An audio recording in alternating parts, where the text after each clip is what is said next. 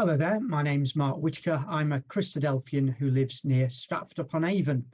I don't know anything about Shakespeare, I'm afraid, but I have been reading my Bible since I was a child. And so I'm going to be sharing with you in this presentation something of what the Bible teaches about how God reveals himself through other beings.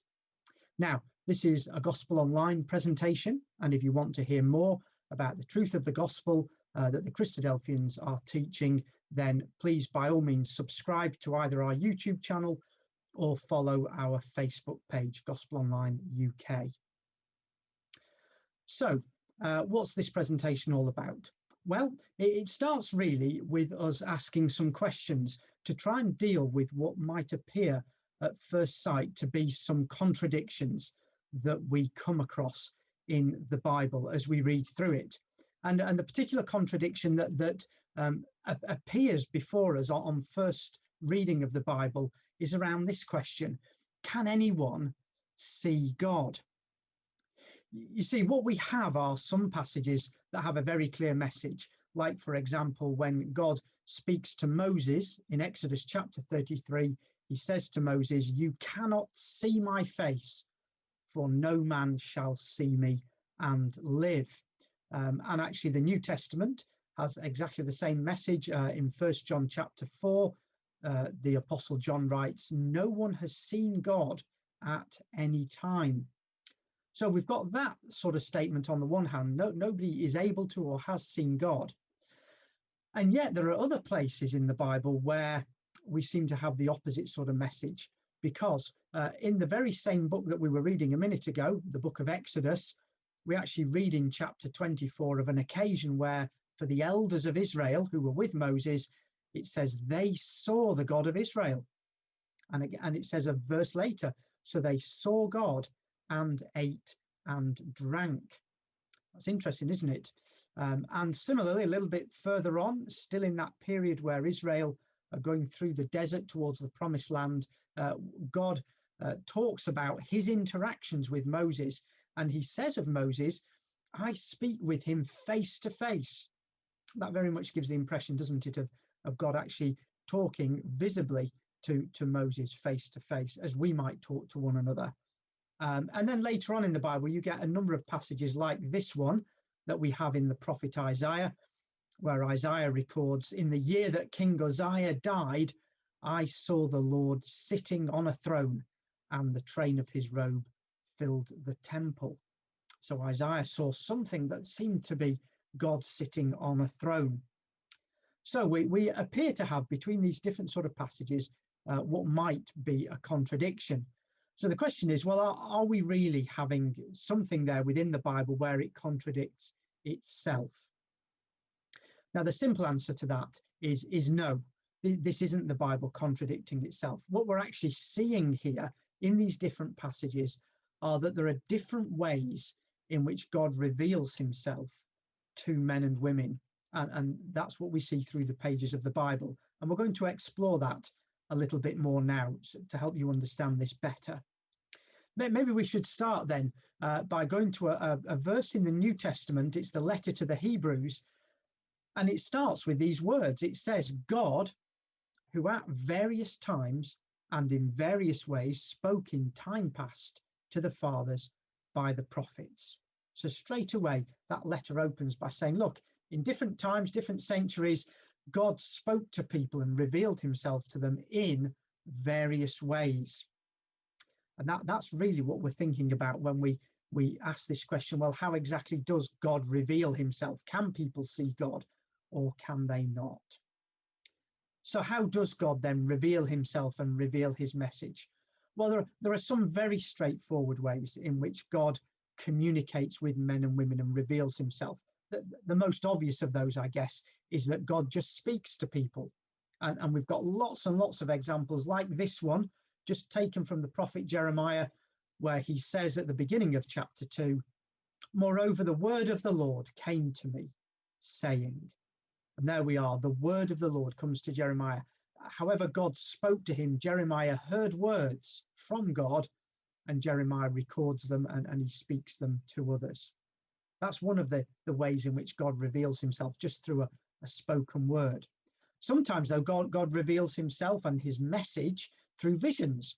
So, for example, one of the later prophets, Daniel, records in chapter 8, he says, in the 3rd year of the reign of King Belshazzar, a vision appeared to me, Daniel, after the one that appeared to me the first time. So this wasn't the first vision, nor was it the last that Daniel would see. So sometimes God gets his message over through visions, and sometimes through dreams as well. And dreams and visions aren't that different from each other. These are all ways in which God reveals himself by speaking or showing some kind of picture to people. But none of those are actually God physically having an appearance, are they? So that people see something that they say, oh, this is God. So we then might say, well, okay, how then, if at all, does God reveal himself in a physical presence to men and women? Because remember, we've already seen back there in the first verse we looked at in Exodus that God says, no man shall see me and live. And actually, that's not the only issue we might have with the idea of seeing a physical representation of God. Because later on in the Old Testament, King Solomon, when he's just built a temple for God, says these words. He says in 1 Kings chapter 8, but will God indeed dwell on the earth? Behold, heaven and the heaven of heavens cannot contain you. How much less this temple which I have built? So you've got another challenge there, haven't you, really? You know, how can God physically reveal himself to people so that they see something and go, oh, that's God, if God actually fills the universe? And actually, if we can't see God and live anyway, how can it be that there could be something that we could see? Well, here's one of the answers, that God reveals himself through other beings. And the main way in which we find this to be the case when we're reading through our Bibles is quite simply that God reveals himself to others through the angels. Now, angels, created by God, the word angel in both the Old and the New Testament simply means a messenger. And that's what angels are. They are God's ambassadors from God to men and women. It's angels who very often deliver God's message to mankind, and therefore it's the angels who appear and who speak on God's behalf. That's how God reveals himself, and there's lots and lots of examples of this. Let's have a look at a couple that we come across in the book of Judges. So in the book of Judges in the Old Testament, in chapter 2, we read there, then the angel of the Lord came up from Gilgal to Bochim and said, I led you up from Egypt and brought you to the land of which I swore to your fathers. And I said, I will never break my covenant with you, and you shall make no covenant with the inhabitants of this land. You shall tear down their altars, but you've not obeyed my voice. Why have you done this? So here we are. This is an angel, and he's appearing physically. He comes from one place to another, walking along the way, physical appearance there, and he speaks to the people, but he speaks as God on God's behalf and tells them what God had said to them and things that God had promised years before. So the angel speaks for God on God's behalf. And similarly, just a few chapters later, we read about an appearance of an angel to one of the later judges, a man called Gideon. And we read there, now the angel of the Lord came and sat under the terebinth tree, which was in Ophrah, which belonged to Joash the Abiezrite, while his son Gideon threshed wheat in the winepress in order to hide it from the Midianites. And the angel of the Lord appeared to him and said to him, the Lord is with you, you mighty man of valor. So you see there, Gideon sees a physical appearance. He sees the angel there before him, but the angel brings to him a message from God, speaking as God's representative. The Lord is with you, he says. And you might notice there that and if we read on, actually, we'd see that Gideon isn't massively fazed by this angel appearing to him, because in actual fact, the angel just seems to have looked like a man, to Gideon, just as the previous angel we read about probably looked like a man speaking God's message. And very often angels, when they appear in the Bible, particularly in the Old Testament, are mistaken for being men. Here's an example in Genesis chapter 18, where it says, "Then the Lord appeared to Abraham by the terebinth trees of Mamre, as he was sitting in the tent door in the heat of the day. So he lifted his eyes and looked, and behold, 3 men were standing by him. And when he saw them, he ran from the tent door to meet them and bowed himself to the ground." This was the Lord appearing to Abraham, but what Abraham actually saw, as far as he was concerned, were 3 men. And later on, we're told that one of those 3 is the angel of the Lord, and the other 2 are angels with him. And it's interesting that in the New Testament, at the end of the letter to the Hebrews, the writer picks up on this occasion and says to early Christians, "Do not forget to entertain strangers, for by so doing, some have unwittingly entertained angels." And he's thinking back to Abraham doing exactly that, and to others who spoke to angels and provided food for them without realizing that they were angels. Actually, the fact that angels look like men so often when they appear in the Bible goes right back to the creation record in Genesis chapter 1, because there in Genesis 1 verse 26, God says to the angels during creation, God says, "Let us make man in our image and after our likeness." So in some way then, man and woman are made in the image of God and his angels. So it's not surprising then, is it, that when men and women meet angels, they think that they're just meeting men. We could say, actually, it's not so much that angels look like men, but that rather that mankind have a resemblance to the angels of God. What you may have noticed in some of these verses that we've had a look at, and the one that's still on the screen there, is that when angels appear, angels both appear and speak as God himself. They don't just come along and say, "Well, God says this." They speak as if they are God. They say, "I, the Lord, say this." Here's a really good example that we have at the beginning of the book of Exodus, where Moses comes face to face with an angel at the burning bush. And look at what we read in Exodus chapter 3. "The angel of the Lord appeared to him in a flame of fire from the midst of a bush. Then Moses said, 'I will now turn aside and see this great sight, why the bush does not burn.' So when the Lord saw that he turned aside to look, God called to him from the midst of the bush and said, 'Moses, Moses.' Moreover, he said, 'I am the God of your father, the God of Abraham, the God of Isaac, and the God of Jacob.' And Moses hid his face, for he was afraid to look upon God." Did you see how there the angel of the Lord and God are all interchangeable, aren't they? It's the angel who's appearing, but the angel speaks and appears as God himself, and therefore he uses God's name. And that's something that we see repeated on many occasions. Just as we go on through the book of Exodus, we can appreciate this kind of interchangeability. So, for example, in Exodus 23, God says to Moses, "Behold, I send an angel before you to keep you in the way and to bring you into the place which I have prepared. Beware of him and obey his voice.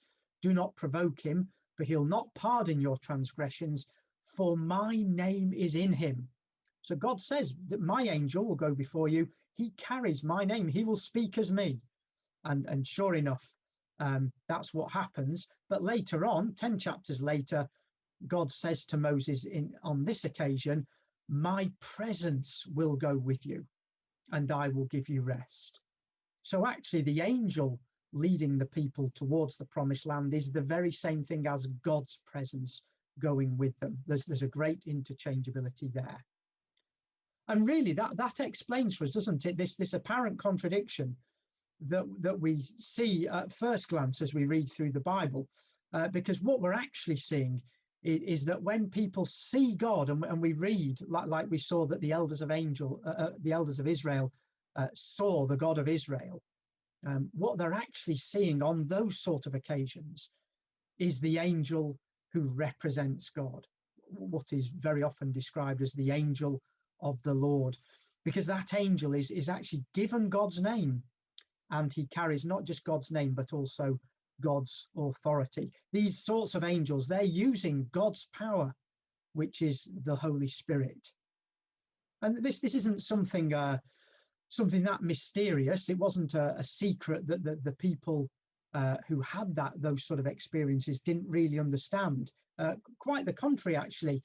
It seems, as we read through the Old Testament, that those men and women who interacted with angels who spoke as if they were God, that those men and women actually understood that was the case.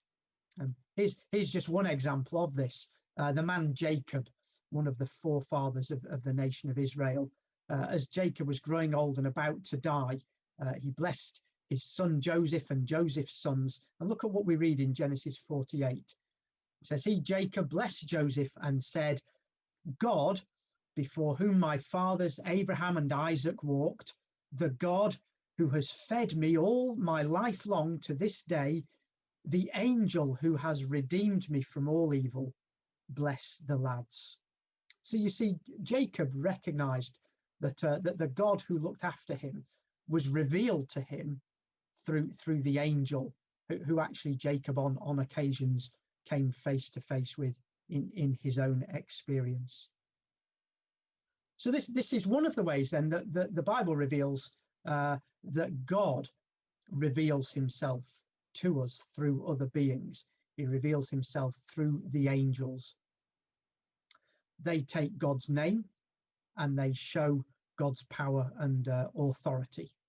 I hope that's been understandable so far. If you want to make a comment at this point, please do so by all means. But how else, if at all, does God reveal his character and his presence through others? Well, there is another way that God reveals himself that's shown to us, and it's through his Son, Jesus Christ. If we carried on reading the verse from Hebrews that I showed you earlier on, this is what we would have read. God, who at various times and in various ways spoke in times past to the fathers by the prophets, has in these last days spoken to us by his Son, whom he has appointed heir of all things, through whom he also made the worlds, who being the brightness of his glory and the express image of his person. That's a really interesting phrase there at the end, that the writer of Hebrews says, God has spoken to us now through his Son, Jesus, who's the express image of his person. And that express image phrase means that Jesus is like a wax imprint of his Father's stamp. The image there is like the perfect mirror image that a stamp makes when you press it into wax. And that's telling us something really important, and that we see expanded on through the New Testament, that for you and me to know Jesus is to know God himself. Because when we see what Jesus is like, and we've got lots of that in the New Testament, we actually get to know better what God himself is like. So even though we can't see God physically, remember, no man can see me and live, yet at the same time, when we see Jesus and we see the characteristics that Jesus exhibit, we're getting a very, very good impression indeed of what God himself is like. And that's something that Jesus himself is at pains to point out. Look at these words of Jesus in John's Gospel at the Last Supper. Jesus, talking to his 12 apostles, says to them, "If you had known me, you would have known my Father also. And from now on, you know him and have seen him." Philip said to him, "Lord, show us the Father, and it is sufficient for us." Jesus said to him, "Have I been with you so long, and yet you've not known me, Philip? He who has seen me has seen the Father. So how can you say, 'Show us the Father'?" There's nothing mysterious in the words of Jesus there. Jesus is saying to Philip, look, and look at the point he makes at the beginning of this set of verses. He says, if you know me, actually you know my Father. If you've seen me, therefore, you've actually seen God, because you know what God is like. It's not necessary for you and me to know physically what God might look like. If we want to look into the character of God, though, and understand the kind of creator we have, well, there's no better thing we can do than to look at Jesus, because as Jesus says, he who has seen me has seen the Father. And that point is made in different ways in the New Testament, and particularly by John. So, for example, in John chapter 1, the gospel writer says, no one has seen God at any time.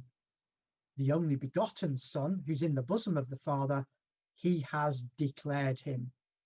Yes, Jesus has shown to us what God is like, even though none of us have seen God. Or Jesus himself says later on in John's gospel, Jesus answered and said to them, most assuredly I say to you, the Son can do nothing of himself, but what he sees the Father do. For whatever he does, the Son also does in like manner. And it's like the little picture I've put there, that the Son imitates his Father. He's doing exactly the same as his Father does. So all the actions of Jesus that we have recorded for us, all the works of Jesus, the way that Jesus speaks, well, all of those are a really good indication to me and you as to what his Father is like. And that's what God wanted. God sent Jesus to reveal himself to us through his own Son. And God rewarded his Son for the perfect obedience to God's will that Jesus showed. In fact, it's in the letter to the Philippians that the Apostle Paul writes this of Jesus. He humbled himself and became obedient to the point of death, even the death of the cross.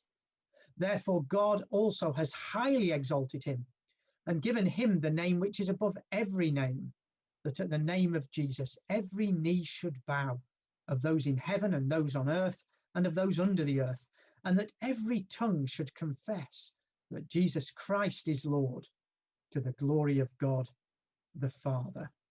There we are. Jesus has been given this wonderful exaltation now by God. He now is Lord because of his obedience to his Father, and because he so perfectly reflected his Father's character.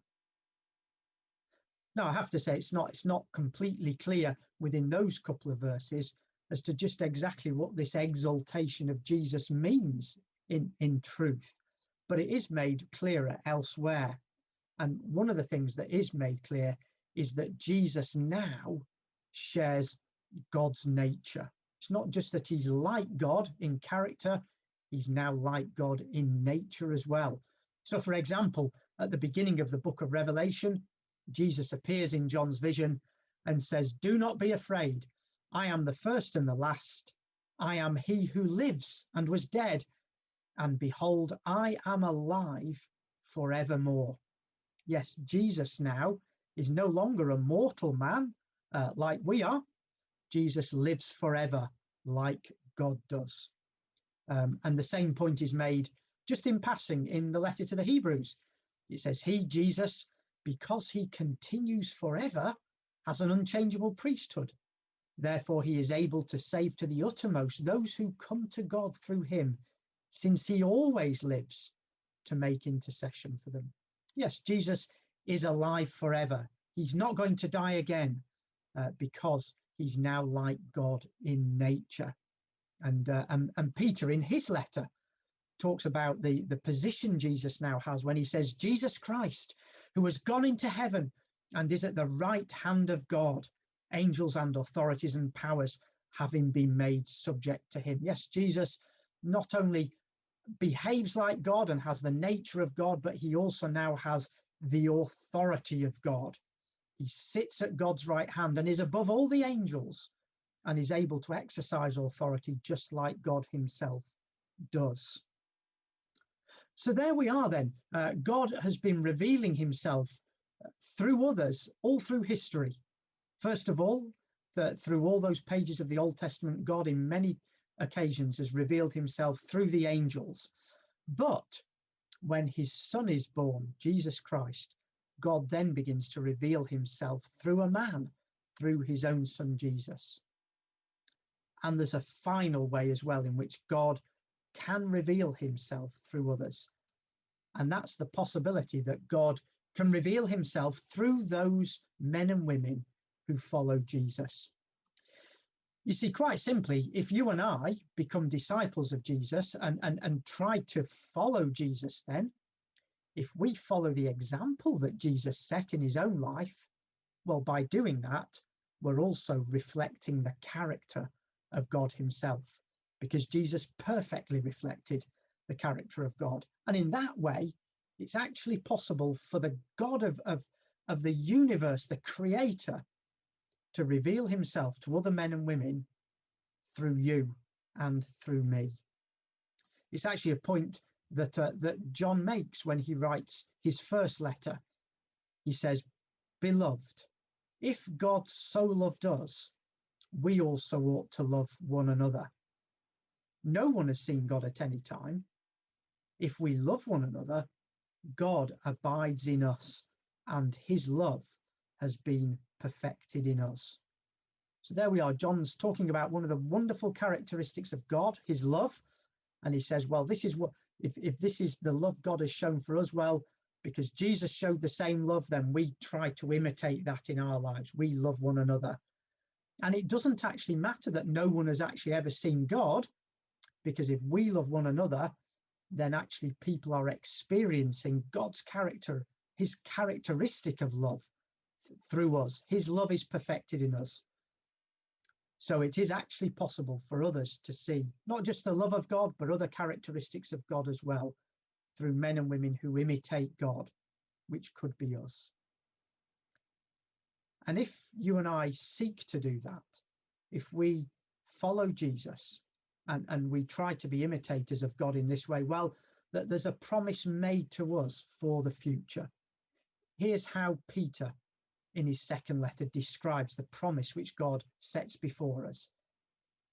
He says of God that his divine power has given to us all things that pertain to life and godliness, through the knowledge of him who called us by glory and virtue, by which have been given to us exceedingly great and precious promises, that through these you may be partakers of the divine nature, having escaped the corruption that is in the world through lust. Now, quite a complicated set of verses there, but the point I've highlighted that Peter's bringing home to early Christians, to disciples of Jesus, is this: that just like Jesus, who by revealing God in his perfect life, by reflecting the character of God, was then given the divine nature, immortality that only God himself possesses, well, so you and I too, if we try to follow Jesus and put our faith and trust in him, well, the promise is there for us too, that one day we also will have the divine nature, that we will be made like God, like Jesus is now. We'll be given and granted immortality so that we can share that nature with God forever. So in conclusion then, what have we seen? Well, we've seen that although no man can see God, nevertheless, God has revealed himself through the ages, through other beings. He's revealed himself through the angels. He's revealed himself even more fully through his son, Jesus Christ, because through Jesus, we've been able to see exactly what God is like in character. But also, God can be revealed today through you and through me. And not just today, but if we become disciples of Jesus, there's the prospect held out for us that we will be a revelation of God, his whole nature, forever in the future. And I hope that's a hope that you would like to have in your own life today. Thank you for watching the presentation, and I would encourage you to stick with the Gospel Online on Facebook or on YouTube, and subscribe and watch the other videos in the series that we have. Thank you very much.